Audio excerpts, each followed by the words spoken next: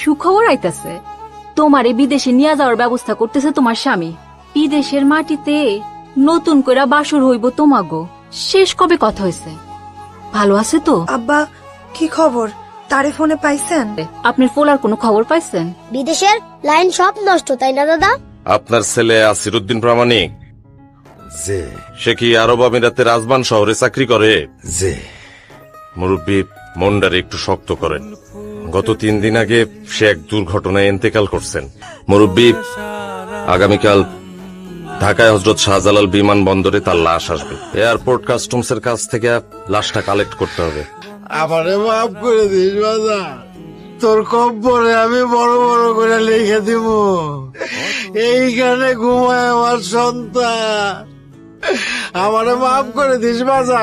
এটা আমার আজির না গো, আজির মরে নাই। আমারে কইছিল মা তোমার একটা চেন দিমু।